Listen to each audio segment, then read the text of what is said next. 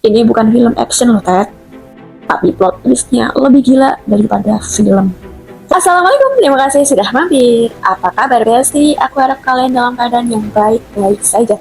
Seperti biasa nih, aku comeback lagi dengan cerita yang aneh, ngeri, bikin mikir, dan bikin sadar. Oke, kali ini aku akan ngebawain satu kasus kriminal. Tapi ini tuh beda dari biasanya. Dari biasanya kasus kriminal yang aku bahas sebelum-sebelumnya. Apa bedanya? Karena di sini aku mau ngerangkum 3 pelaku sekaligus dalam satu kategori, yaitu penjahat tapi punya fans. Kok bisa ya ada orang yang mengagumi penjahat? Penasaran dengan detail gimana apanya? Langsung saja, begini ceritanya. Kalau dengar kata pembunuh, yang terlintas di otak itu pasti adalah sosok yang harus dijauhi, dibenci, bahkan ditakuti. Logikanya sederhana, orang yang sudah menghilangkan nyawa orang lain itu ya emang sepatutnya dibenci kan, bukan dicintai. Tapi kenyataannya nggak selalu begitu, gengs. Di dunia nyata itu ada beberapa penjahat yang justru malah punya fans.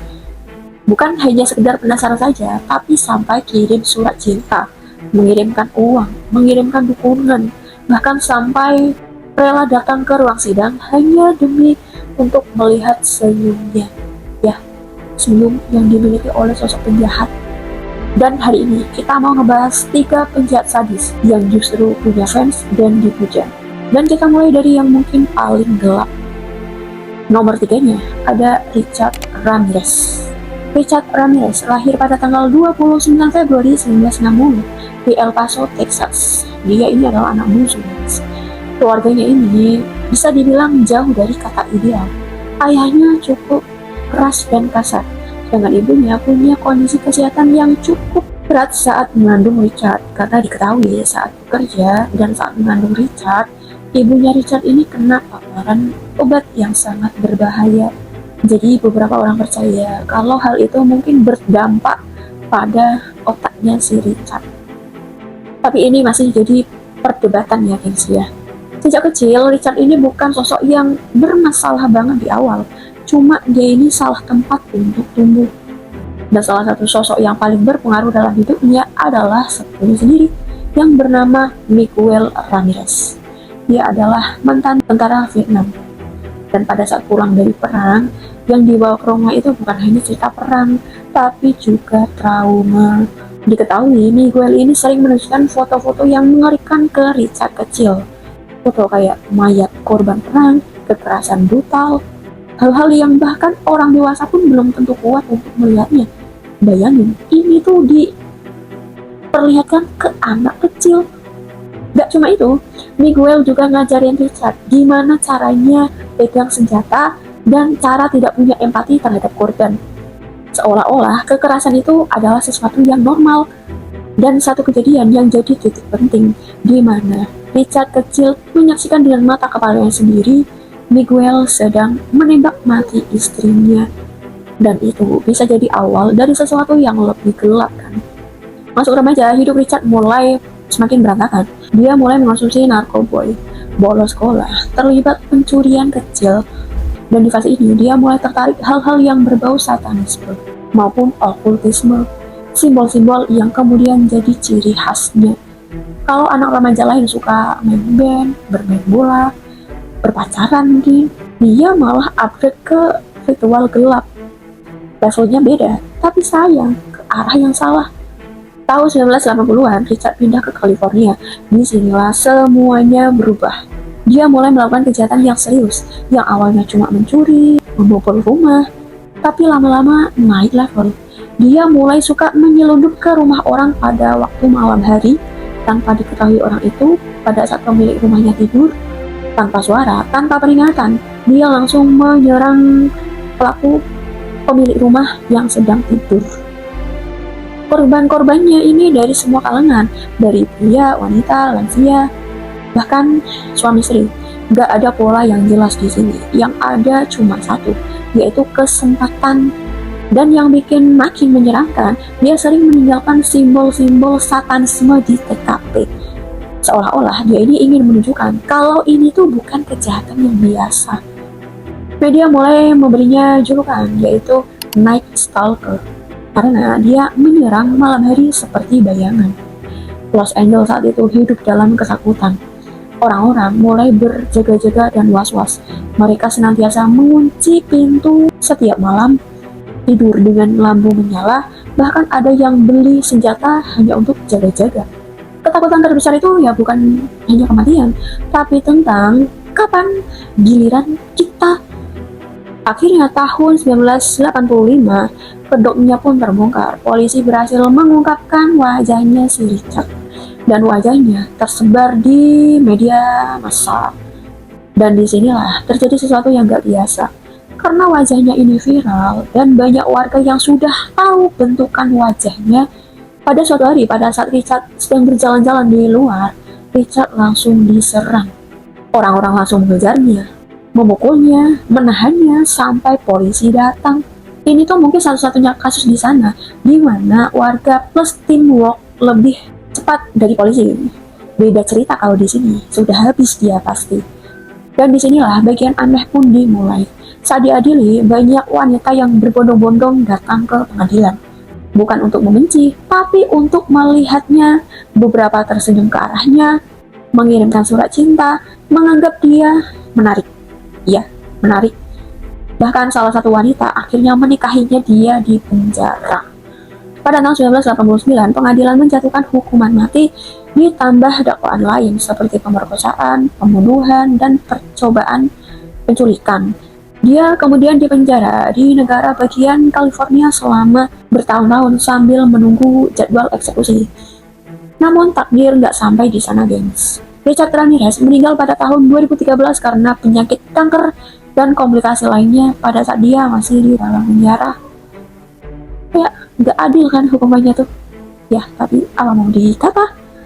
Nah, kalau yang tadi teror dari bayangan malam, yang satu ini datang dari dunia modern, di mana kejahatan bisa jadi viral hanya dalam hitungan jam. Dan anehnya, semakin viral, semakin banyak juga yang justru tertarik. Namanya Wade Wilson, nama yang seharusnya familiar, karena dalam dunia fiksi, itu adalah nama dari karakter Deadpool, seorang antihero, nyeleneh, tapi disukai banyak orang. Tapi Wade Wilson ini bukan karakter dalam film ya guys, dia manusia nyata. Wade Wilson lahir pada tahun 1994 di Amerika Serikat. Tumbuh di lingkungan yang tidak terlalu stabil. Detail tentang keluarganya ini tidak dipublikasikan secara meluas. Tapi yang jelas, sejak muda dia sudah bolak-balik berurusan dengan hukum. Dia tuh dikenal sering berpindah-pindah tempat, tidak punya arah hidup yang jelas, terlibat dalam penyalahgunaan obat-obatan, dan seperti banyak kasus lainnya, tidak ada satu momen yang bikin dia tiba-tiba jahat. Tapi lebih ke akumulasi dari banyak hal yang tidak pernah selesai. Singkat cerita, masuk di tahun 2019.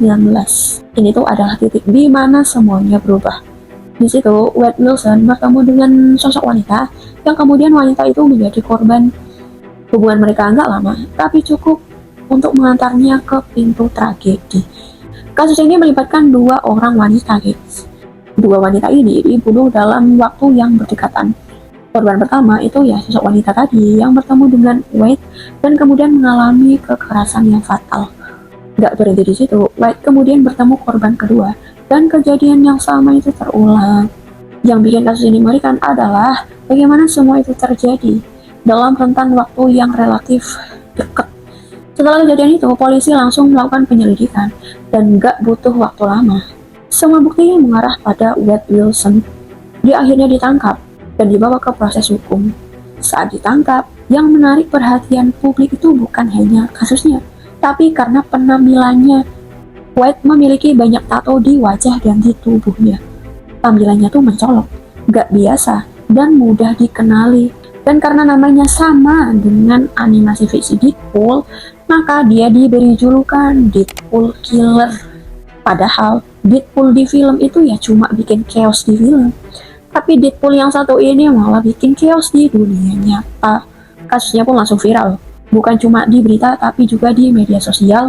Dan disinilah bagian yang aneh pun dimulai. Saat berada di penjara, Wade ini mulai menerima surat dari orang asing. Uang kiriman dari orang asing. Dukungan juga dari orang asing. Beberapa isi suratnya menyatakan rasa simpati, mengatakan kalau dia itu menarik, bahkan ada yang mengaku kalau ada yang jatuh cinta dengan Wade. Iya, lagi-lagi jatuh cinta. Di era digital, kayak jarak antara realita dan ilusi itu jadi makin tipis ya. Orang bisa melihat seseorang tanpa benar-benar tahu, memahami siapa dia.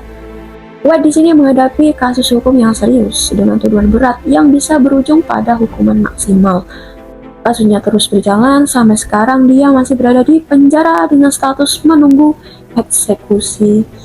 Dari Richard Ramirez ke Wade Wilson, di sini kita sudah melihat satu pola bahwa kadang yang membuat orang terkenal itu ya bukan cuma karena apa yang dia lakukan, tapi karena bagaimana dunia memandangnya.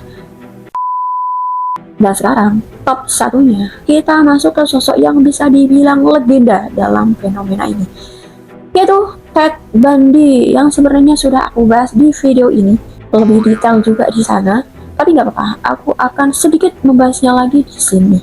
Nah, kalau kamu diminta untuk membayangkan seorang pembunuh yang terlintas di benak kamu itu ya, pasti orang yang menyeramkan, dingin, tatapannya kosong, atau sosok yang terlihat jahat dari luar. Tapi gimana nih kalau pelakunya itu justru terlihat normal, good looking, dan terlihat sangat sopan. Dia rapi, bahkan menarik, berkarisma juga. Itulah yang membuat kasus Ted Bundy ini berbeda. Karena dari awal dia tidak pernah terlihat sebagai ancaman, sampai semuanya menjadi terlambat. Sedikit tentang siapa sih Ted ini? Jadi Ted Bundy lahir pada tanggal 24 November 1946 di Vermont, Amerika Serikat. Nama lengkapnya ini Theodore Robert Bundy. Tapi sejak lahir, hidupnya itu sudah dibangun di atas kebohongan. Jadi sejak kecil, dia mengenal kakek neneknya itu sebagai orang tuanya, dan ibunya itu sebagai... Oh iya nggak tuh? Iya, kamu nggak salah dengar. Identitas ayah kandungnya itu tidak pernah benar-benar jelas, gengs. Dan beberapa kalian mungkin paham lah kenapa ini bisa terjadi. Karena ibu Ted ini mengandung Ted di usia yang sangat-sangat muda. Dan mungkin untuk menutup-nutupinya, akhirnya kakek neneknya memutuskan untuk menganggap Ted ini sebagai anaknya, dan ibunya Ted ini sebagai kakaknya. Itu. Lingkungan keluarganya ini juga nggak sepenuhnya sehat. Kakeknya ini dikenal sebagai sosok yang keras, kasar, temperamental, bahkan pernah dilaporkan melakukan KDRT. Sejak kecil, Ted dikenal sebagai sosok yang diam, tertutup, dan suka menyendiri. Lalu masuk ke usia remaja, Ted dikenal sebagai sosok yang cukup normal pada umumnya. Dia sekolah dengan baik, nggak terlalu menonjol, tapi juga nggak pernah bermasalah secara terbuka sebelumnya. Namun di balik itu, dia mulai menunjukkan sisi yang lain. Dia itu diketahui sering mengintip dan suka mengambil barang milik orang lain, dan mulai terobsesi ke hal-hal tertentu. Dia melanjutkan studinya ke universitas, bahkan sempat mengambil jurusan psikologi. Yang satu belajar psikolog buat bantu orang, tapi yang ini belajar psikolog untuk bisa memanipulasi orang. Salah satu titik paling penting di dalam hidup Ted itu adalah hubungan percintaannya.